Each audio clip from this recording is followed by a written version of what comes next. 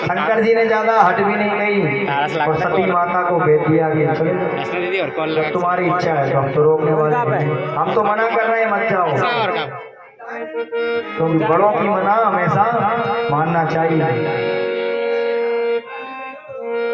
शंकर जी ने पीछे नंदी आदि गणों को भेज दिया कि जाओ आपकी माता जी के साथ में चले जाओ।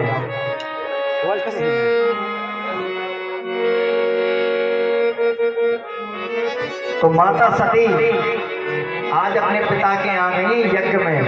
तुलसीदास जी ने कहा है बड़े ही सुंदर विवरण में कि पिता भवन जब गई भवानी, दक्ष त्रास का हुआ तन मानी। भवन जब गई भवानी, दक्ष त्रास का हुआ तन मानी। दक्ष त्रास का हुआ तन मानी। दक्ष त्रास का हुआ तन मानी। दक्ष त्रास का हुआ तन मानी। भवन जब गई भवानी, दक्ष त्रास काहू न सन्मानी। दक्ष ने मुंह उठा के भी नहीं देखा, सती के सामने नजर तक नहीं मिलाई, क्योंकि ये मेरे दुश्मन की पत्नी है, मेरी पुत्री हुई तो क्या हुआ। अब देखिए चिढ़ाने वाले भी मिल जाती हैं, जलाने वाले मिल जाती हैं। केवल उस यज्ञ में एक माँ का ऐसा हृदय होता है जो अपनी बेटी या बेटा हो उसके लिए कभी भी बदल नहीं सकता। माँ का हृदय ऐसा है। कुपुत्रो जायेत क्वचिदपि कुमाता न भवति।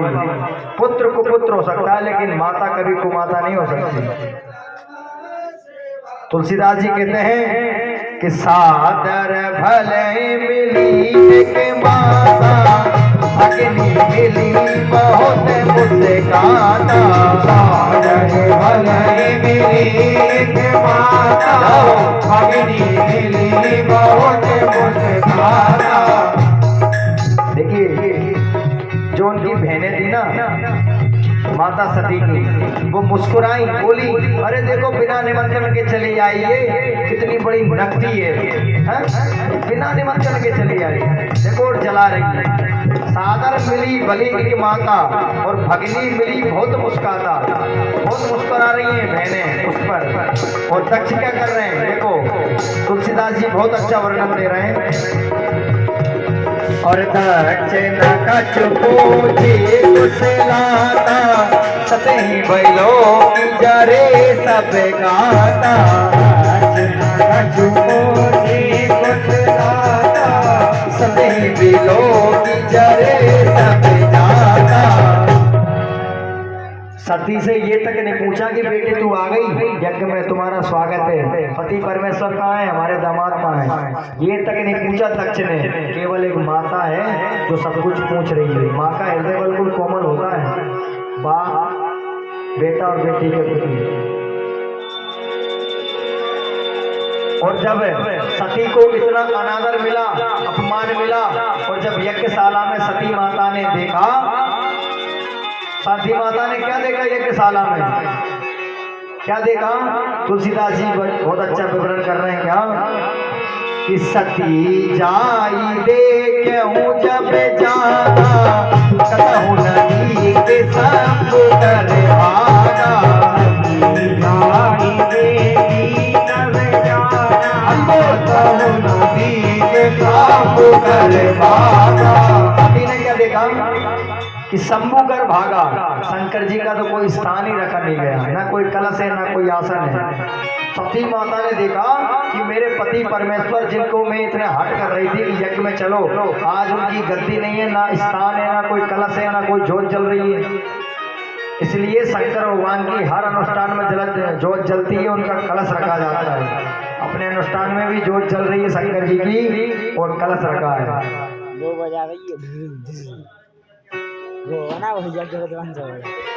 सती माता को बड़ा क्रोध आया और राजा दक्ष से बोली अरे दुष्ट, अब मैं किस मुंह से मेरे पति परमेश्वर के पास में जाऊंगी और वो बोलेंगे ना कि आ गई दक्ष कुमारी, गई थी तो बड़ी आ गई।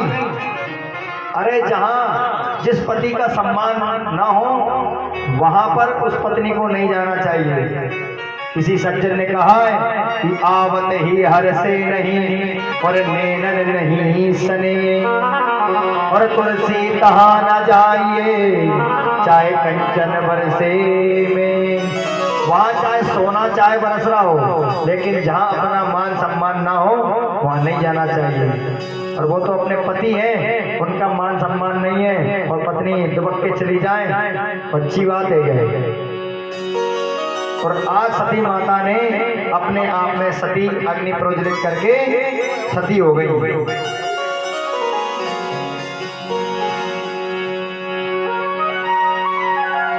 सती हो गई आज शंकर जी को पता तक नहीं कि सती माता सती हो गई। इधर हाहाकार मच गया उस यज्ञ में। जो शंकर भगवान ने सती माता के साथ में गणादि भेजे थे ना, उन्होंने जब चढ़ाई की, युद्ध किया ब्राह्मणों के साथ में, देवताओं के साथ में, तो उनको भी भृगु ऋषि ने एक हवन में आहुति दी और अत्यंत बलिष्ठ बलवान देवता प्रकट किए, तो मार मार के शंकर भगवान के गणों को भी भगा दिया।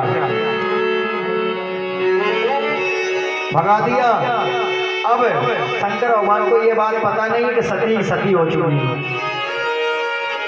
नारद जी आए शंकर जी के पास में। देखिए नारद जी समाचार पूरा रखते हैं, भला उस जगह पे उपस्थित हैं या नहीं है, लेकिन समाचार पूरे मिलेंगे नारद जी के पास में।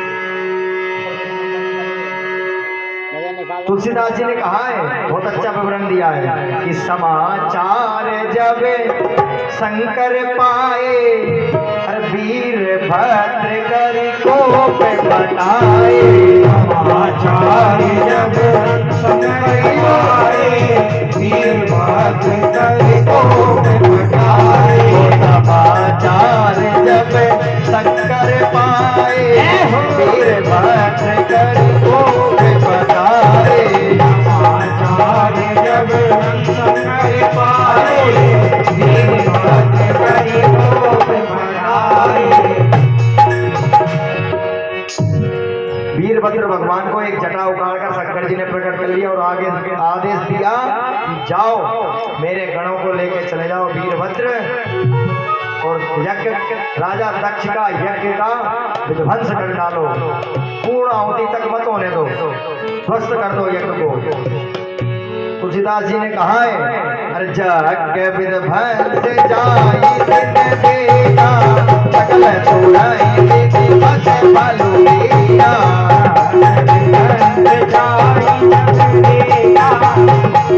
सकल तुराई देती बस फल दिया।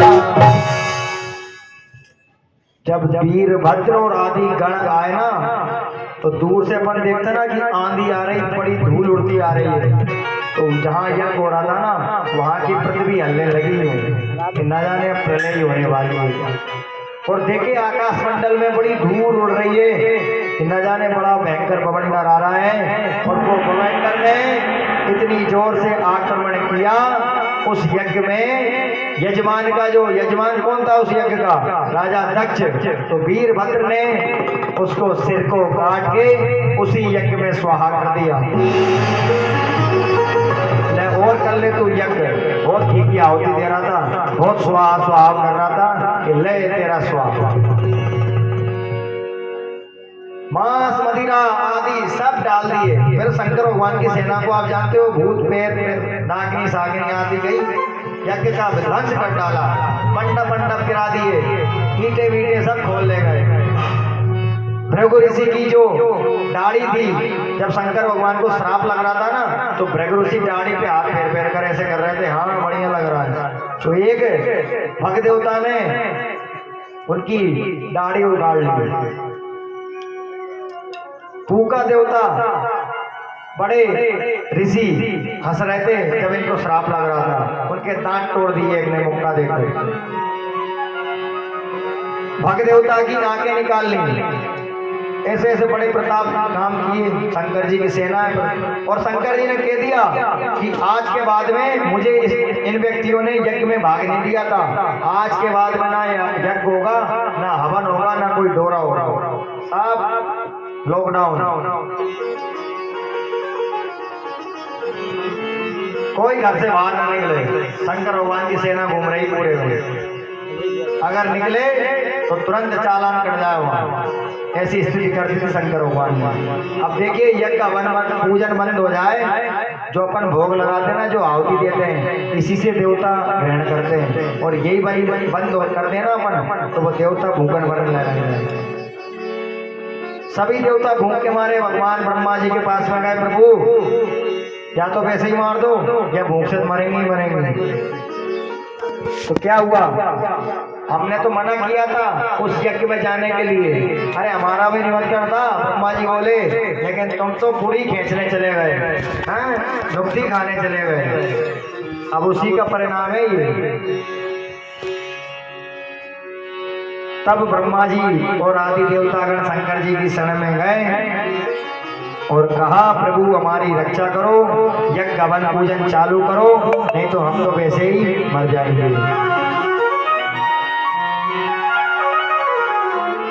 शंकर जी से प्रार्थना करते हैं क्या कि शंकर भोले,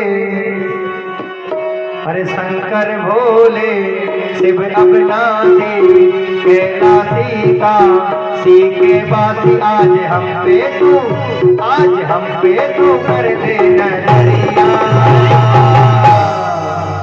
आया दर पे जो तेरी सावरिया, आया दर पे जो तेरी सावरिया। देखिए ऐसे शंकर जी को आप भी नहीं मना सकते, ना हम भी ना मना सकते हैं। शंकर जी को मनाना है, या तो ऊपर हाथ कर लो या मेरे साथ में खड़े हो जाओ, या फिर दो थोड़ा बहुत शंकर जी को मनाने के लिए। और शंकर जी की प्रतिष्ठा है और सभी देवता शंकर जी को मना रहे हैं ब्रह्मा जी से।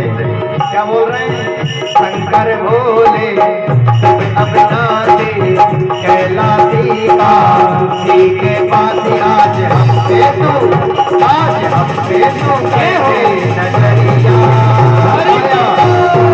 तेरे कांवरिया, आया तेरे कांवरिया, लीला तेरी सबसे न्यारी, लीला तेरी सबसे न्यारी, और तक में सोहे थोड़ा प्यारी, सोहे थोड़ा प्यारी, आज छाई है, आज छाई है काली बदरिया, आया तेरे कांवरिया, आया तेरे कांवरिया, आया तेरे कांवरिया। शंकर भगवान की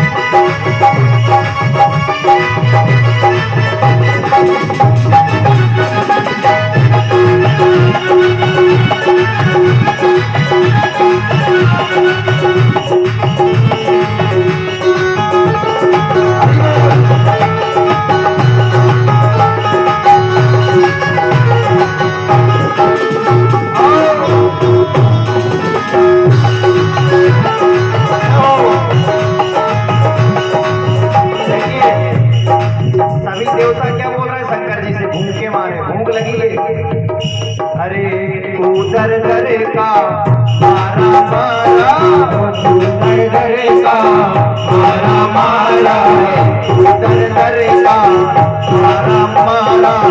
तू दर दर का मारा मारा, अब तो दे दो बाबा सहारा, अब तो दे दो बाबा सहारा, तू दर दर का मारा मारा, अब तो दे दो बाबा सहारा, तू दर दर का मारा मारा, अब तो दे दो बाबा सहारा।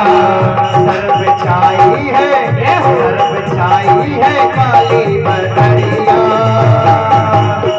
आया दर पे जो तेरे सवरिया, आया दर पे जो तेरे सावलिया, आया दर पे तेरे सवलिया, आया दर पे जो तेरे कंवरिया, आया दर पे जो तेरे कंवरिया। शंकर बोले शिव अविनाशी कहलाते का, एक बात आज हम पे तो, आज हम पे तो गए नजरिया, आया दर पे जो तेरे सवरिया, आया दर पे जो तेरे कंवरिया, आया दर पे जो तेरे कंवरिया, आया सवरिया,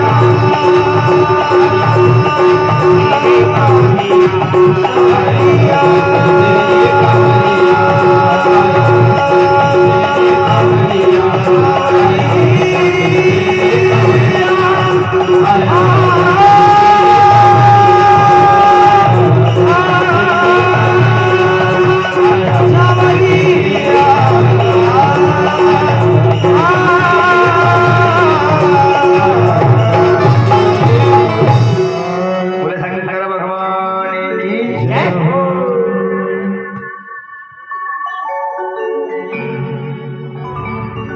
शंकर जी भगवान ने यज्ञ पूजन हवन चालू किया और कहा कि यज्ञ तो मैं पूर्ण आहुति करवा दूंगा। तो और लोग बोले और देवता बोले लेकिन पूर्ण आहुति तो वो करता है जिसने यज्ञ प्रारंभ कराया है। भाई यजमान का ही सिर यज्ञ कुंड में पड़ा है, केवल धड़ धड़ धड़ अलग है और सिर कुंड में पड़ा है, कैसे यज्ञ पूर्ण होगा। तो शंकर जी ने बकरे का सिर लगा दिया इसको, अपने ससुर साहब को। अब वो बकरे का सिर लग के करने लगे बकरे जैसे बम बम बम बम बम बम बम। जो भी शंकर भगवान के शिव पूजन में बम बम बोले तो शंकर भगवान बहुत खुश होते हैं। ससुर की आवाज में बहुत खुश हुए थे शंकर जी, बम बम किए थे ना, बम बम बम। बकरा तो वैसे ही करता है, मैं क्या करता है जो, तो बम बम कहने से भगवान भोलेनाथ बहुत खुश होते हैं। भृगु ऋषि बोले महाराज हमारी दाढ़ी चल गई तुम्हारे गणों ने, जो गणारी थे उनने दाढ़ी उखाड़ ली हमारी यज्ञ में। तो शंकर जी बोले क्या पूरी दाढ़ी तो मैं नहीं दे सकता, लेकिन आगे आगे की दाढ़ी जरूर रह जाएगी। भग देवता बोले महाराज दांत की व्यवस्था करो, दांत तोड़ दिए थे, कि ऐसा काम करो दांत तो नहीं आएंगे, बढ़िया दलिया घोर के सतुआ पियो, रोटी मत खाओ, गन्ना वन्ना मत चूसो, केवल सतुआ पियो, खीर पियो। भग देवता फूका देवता बोले कि महाराज आंखें नोच ली थी हमारी, आंखें कहाँ से, कि तुम मित्र बितना के अपने मित्रों की आंखों से देखोगे, अपनी आंखों से नहीं देख पाओगे। इस प्रकार भगवान ने यज्ञ पूर्ण कराया और भगवान नारायण भी वहां उपस्थित हुए। नारायण ने कहा, इसी जगह पे बोलते हैं भगवान नारायण कि यज्ञ में चाहे जितनी त्रुटियां हो जाए, भगवान की चाहे त्रुटियां हो जाए पूजन में, हवन में, क्रियाओं में, यज्ञ पूर्ण होने के पहले पूर्ण आहुति में अगर मेरा नाम लिया जाए तो सब त्रुटि क्षमा कर देता हूँ मैं, जितनी भी गलतियां हो, केवल मेरा एक मंत्र बोल दो, सब काम होने के बाद में वो सब गलती अपराध सब क्षमा हो जाएंगे। नारायण भगवान बोले। हवन पूरा किया, यज्ञ पूरा किया। आगे सुखदेव जी महाराज वर्णन करते हैं, राजा परीक्षित आकुति देवहूति प्रसूति का तो आप कथा सुन ही चुके हो सभी, अभी सुन चुके ना। देवहूति गर्दम ऋषि और प्रसूति सती माता की, आकुति यज्ञ नारायण भगवान की पत्नी, यज्ञ रुचि प्रजापति की पत्नी, जिनके यज्ञ नारायण भगवान प्रकट हुए थे। यज्ञ ने विवाह किया था दक्षिणा नाम की कन्या से, मैं पहले भी सुना चुका हूँ। दक्षिणा दोगे तभी यज्ञ पूर्ण होगा। और अग्नि में स्वाहा बोलोगे, अग्नि की पत्नी का नाम है क्या? स्वाहा, तब जाके वो आहुति लगेगी। और कहा ऐसा भी जाता है कि यज्ञ की स्वाहा और ब्राह्मण की आहा, दोनों से भगवान लेते हैं। तो किसी ने पूछा कि यज्ञ की स्वाहा से ज्यादा लेते हैं कि भगवान ब्राह्मण के मुख से ज्यादा लेते हैं? तो सुखदेव जी ने कहा यद ब्राह्मणस्य मुखतस्य रतोनुगासम तुष्टस्य वैते निज कर्म पाके। जितना मैं यज्ञ की आहुति से ग्रहण नहीं करता हूँ, चाहे यज्ञ में एक पीपा घी कुरेड़ दो, स्वाहा कर दो, उससे नहीं पाऊंगा जितना मैं ब्राह्मण के मुख से पाता हूँ। ब्राह्मण को अच्छी खीर, अच्छा हलवा, अच्छा पुआ पकौड़ी खिला दो और ब्राह्मण ने कह दिया ना कि आहा आनंद आ गया उसको, थोड़ी भगवान ही मान लो दब गए। मैं नहीं बोल रहा हूँ, भागवत जी बोल रही है।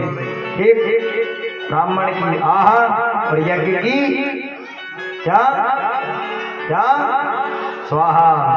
और पितरों की पत्नी का नाम है सुधा। जब अपने कुल देवताओं की आहुति आप देते हो ना, घर में भी कभी यज्ञ डोरा हवन पूजन हो तो सुधा बोला करो पितरों में, और देवताओं में स्वाहा, क्योंकि पितरों की पत्नी का नाम है सुधा। अरे दोनों जोड़ा से खवाओगे जब तो पूजेंगे हैं? अब एक बुला लो तो एक टेढ़ खा जाएगा, अरे इसको बुला लिया रमेश बुलाएंगे, इसलिए दोनों जोड़ा को बुलाओ। यज्ञ को यज्ञ की पत्नी को, अग्नि को अग्नि की पत्नी स्वाहा को, पितरों को पितरों की पत्नी सुधा को। ठीक, पितरों के नाम से कौन सी आहुति दोगे?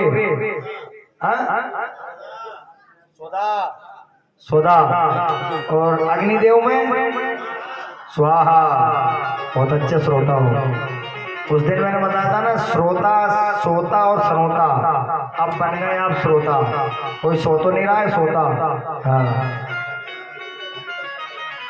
आगे सुखदेव जी महाराज वर्णन करते हैं कि उत्तानपाद के दो पत्नियां थी, सुरुचि और सुनीति। सुरुचि कौन है? जो अपनी मनमानी करे, और सुनीति कौन है? जो सबकी सुने। ठीक, अपनी मनमानी नहीं करोगी, भागवत कथा की करना। ठीक, तो सुनीति के महाराज ध्रुव हुए और सुरुचि के महाराज उत्तम हुए। प्रियव्रत की रानी है ये दोनों, उत्तानपाद की। प्रियव्रत का चरित्र आगे आएगा। एक दिन ध्रुव जी महाराज अपने पिताजी की गोद में बैठे,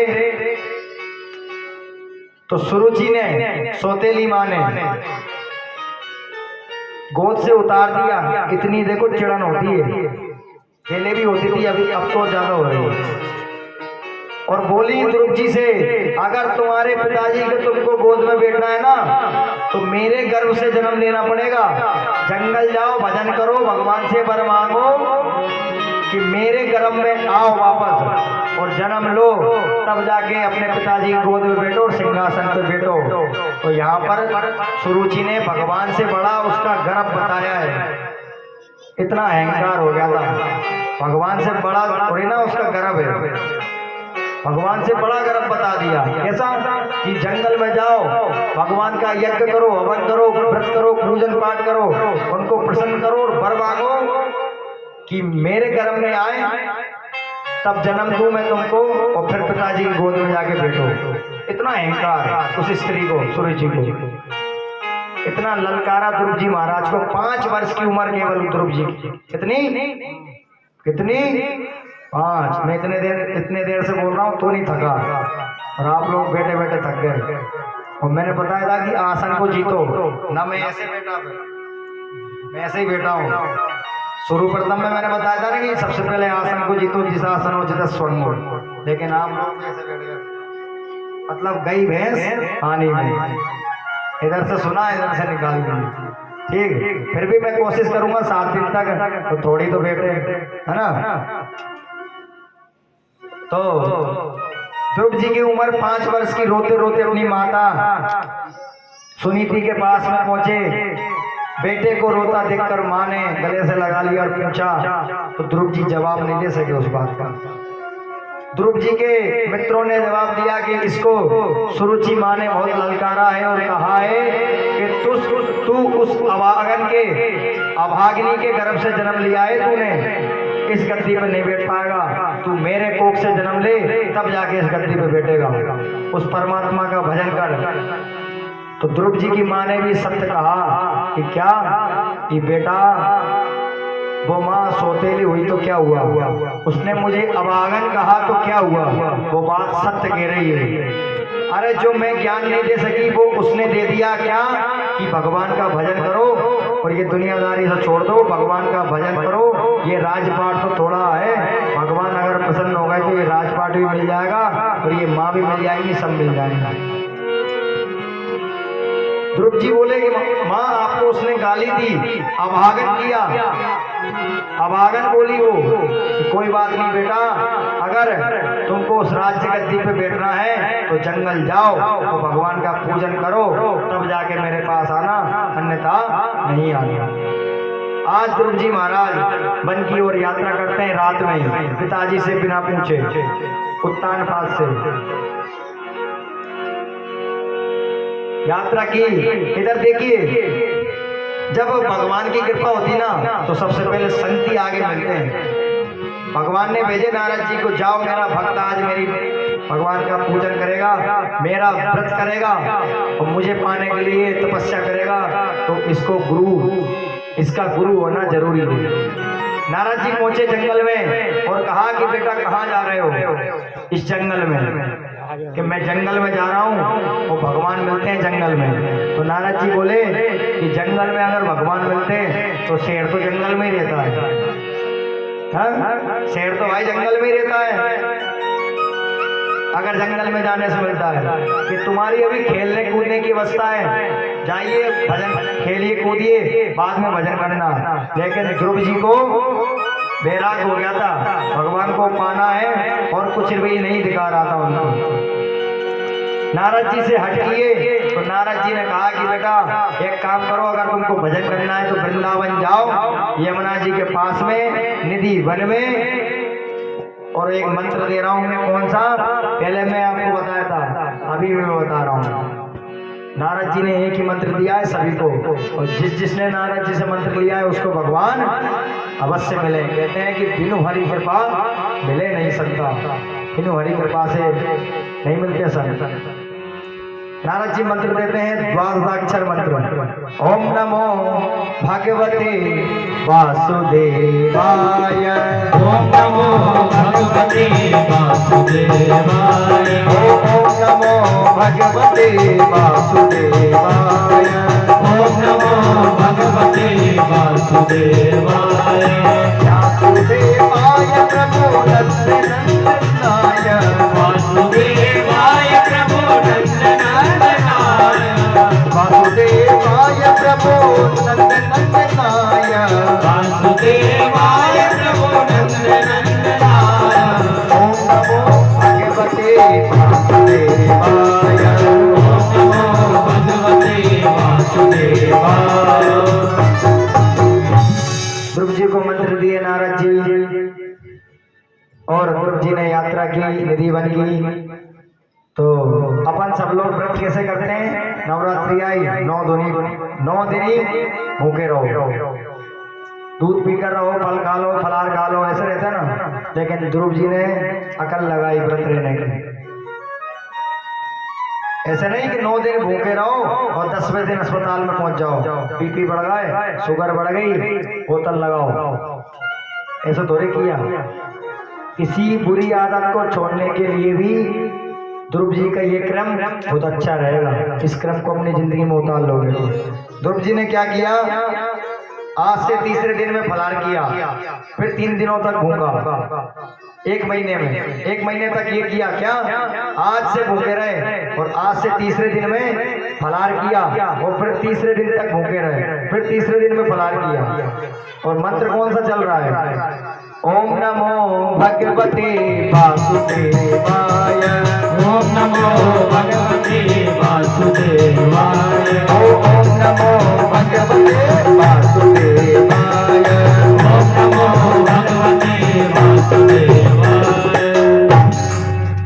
1 महीना निकाला, 3 3 दिन के गैप में, ये नहीं कि 9 दिन तक ही भूखे रहे, भाई 3 दिन। अब दूसरा महीना चालू हुआ, अब क्या कर दिया ध्रुव जी ने, 6 दिन। आज से 6वें दिन में फलाहार बंद, केवल बेलपत्र आदि ये खाए। फलाहार बंद कर दिया, बेलपत्र आदि सूखे पत्ते चबा रहे हैं ध्रुव जी महाराज 6 दिन में। ठीक है, मंत्र कौन सा चल रहा है, कौन सा चल रहा है? अरे ओम नमो भगवते वासुदेवाय, ओम नमो भगवते वासुदेवाय, हरे वासुदेवाय प्रभु नंदनाय, वासुदेवाय प्रभु नंदनाय, वासुदेवाय प्रभु नंदनाय, वासुदेवाय प्रभु नंदनाय। ओम नमो भगवते वासुदेवाय। ओम नमो भगवते वासुदेवाय। 3 हो गए, 6 दिन हो गए, फलाहार हो गया, बेलपत्र हो गया, दूसरा महीना भी हो गया, तीसरे महीने में प्रवेश करते हैं ध्रुव जी महाराज। अब क्या करते हैं, फलाहार छोड़ा, बेलपत्र आदि छोड़े, 6 दिन भी छोड़े, अब 9 दिन का प्रकरण चालू कर दिया ध्रुव जी ने। और अब क्या कर रहे हैं, केवल यमुना जी का जल पीकर भजन कर रहे हैं भगवान का, खड़े खड़े यमुना जी का जल पीकर।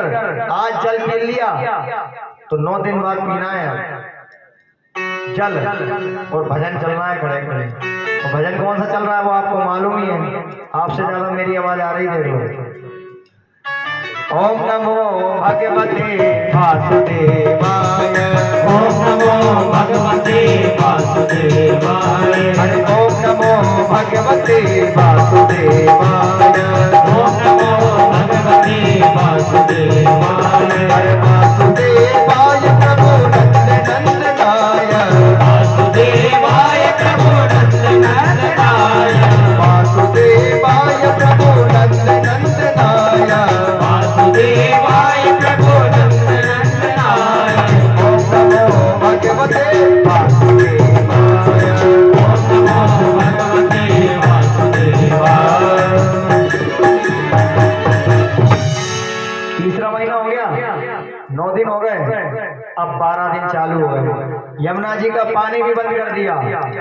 आज वायु का ग्रहण कर लिया, वायु पी ली ध्रुव जी महाराज ने। अब आज से 12 दिन बाद वायु पीना है केवल, 4था महीने में। ऐसी कठोर तपस्या कोई कर पाएगा, तब भगवान मिलते हैं।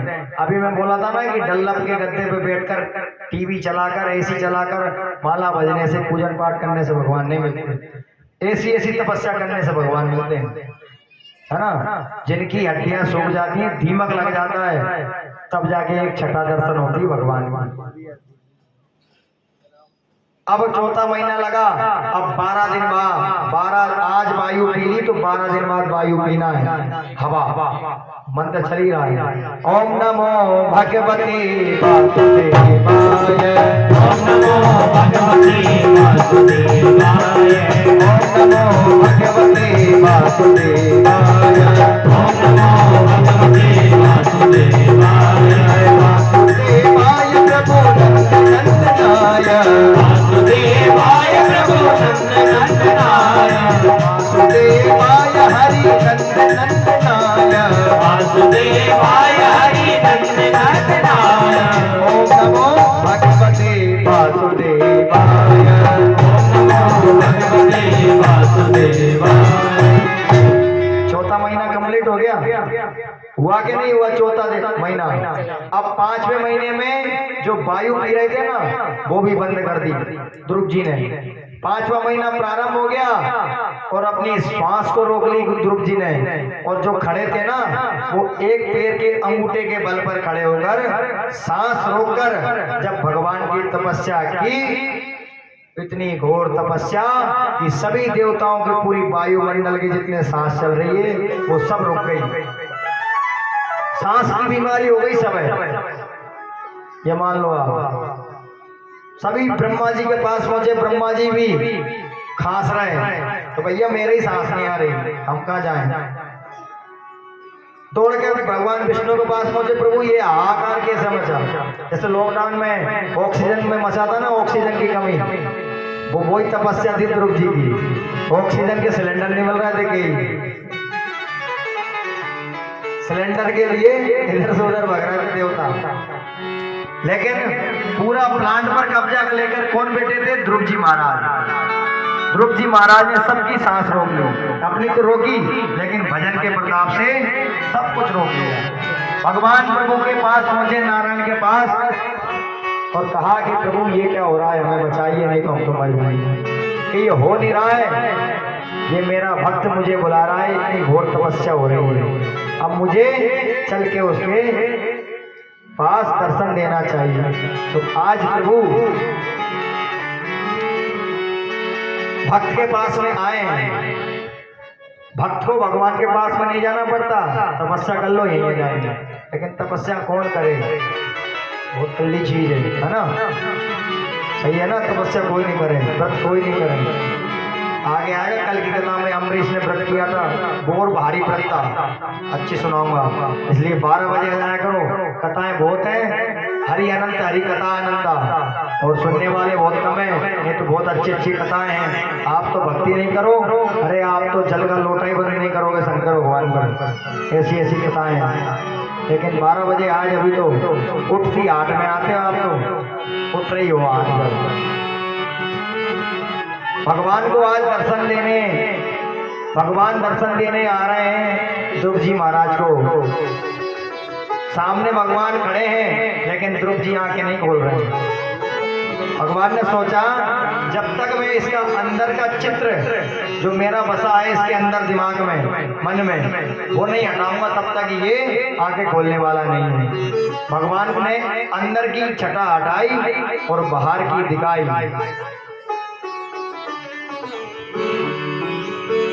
दिखाते से ही भगवान मुस्कुराए तो ध्रुव जी भी मुस्कुराए, सुखदेव जी मुस्कुराए तो राजा परीक्षित जी को भी हंसी आ गई। जितनी भी कथाएं चल रही थी सब जगह हाहाकार मच गया हंसी का, लेकिन पता नहीं चला हंस क्यों रहे हो। भगवान बोले ध्रुव से कि बेटा मांग, क्या मांगता है? कि प्रभु मुझे कुछ नहीं चाहिए, मैं तो आपकी भक्ति करूं और मुझे कुछ भी नहीं चाहिए। ध्रुव जी कहते हैं आपके चरण चिन्हों का प्रसाद मुझे मिल जाए तो भव से बेड़ा पार हो जाऊंगा। ध्रुव जी क्या बोल रहे हैं कि देना हो तो दीजिए, अरे देना हो तो दीजिए जन्म जन्म का साथ, देना हो तो दीजिए जन्म जन्म का साथ, अरे देना हो तो दीजिए जन्म जन्म का साथ, देना हो तो दीजिए जन्म जन्म का साथ। मेरे सिर पर रख बनवारी, मेरे सिर पर रख बनवारी, मेरे सिर पर रख गिरधारी, मेरे सिर पर रख गिरधारी, अपने ये दोनों हाथ देना हो तो दीजिए जन्म जन्म का साथ, देना हो तो दीजिए जन्म जन्म का साथ। आगे बिहारी लाल की जय हो। तालियों की सेवा करते हुए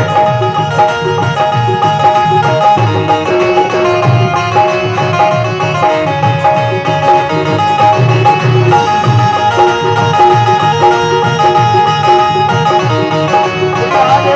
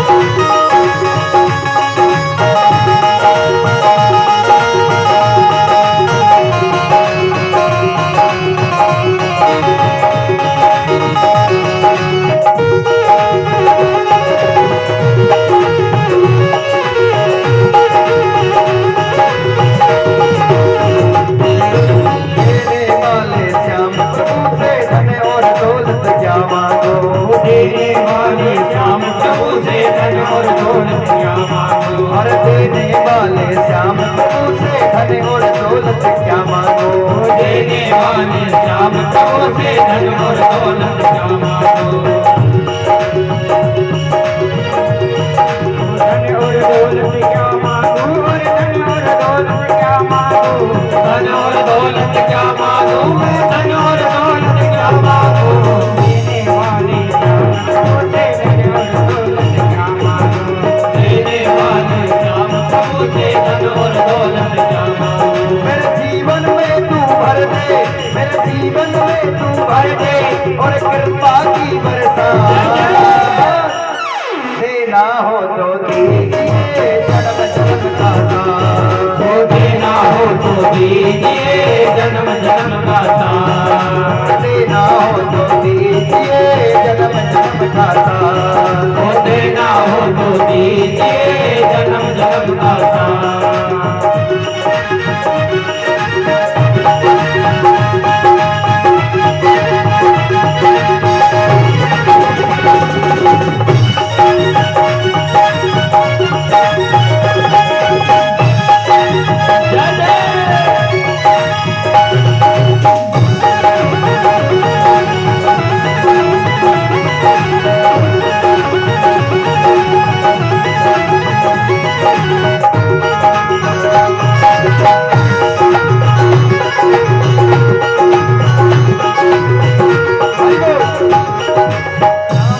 चरणों की धूल धन दौलत से महंगी है। श्याम तेरे चरणों की धूली धन दौलत से महंगी है बाबा तेरी चरणों की धूल धन और दौलत महंगी है।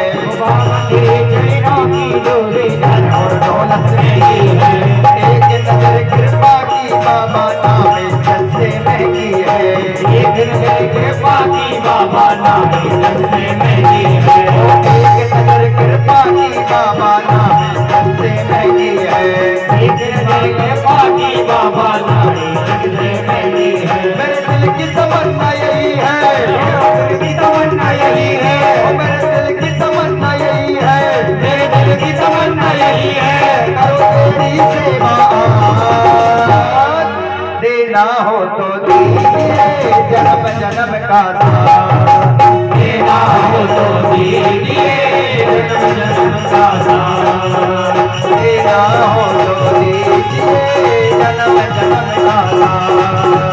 देना हो तो दीजिए जन्म जन्म का साथ मेरा कल्याण होगा, मेरा कल्याण होगा।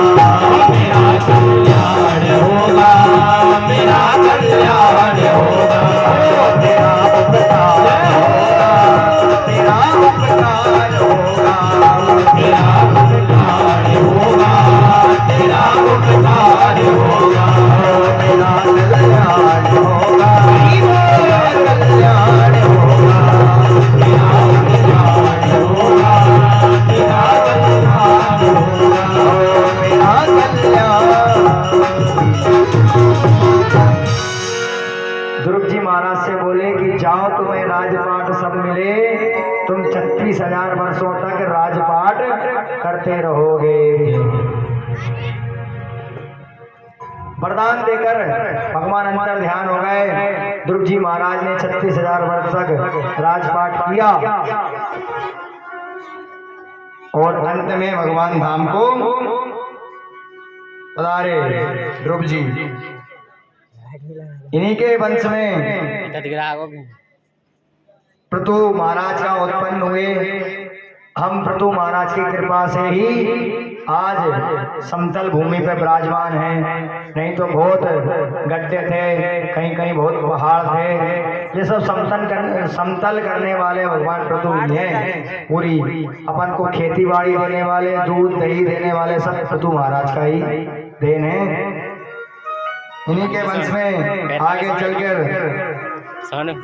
45 मिनट की वीडियो बड़े बड़े राजा हुए, बड़े बड़े प्रतापी राजा हुए, अनेकों कथाएं हैं।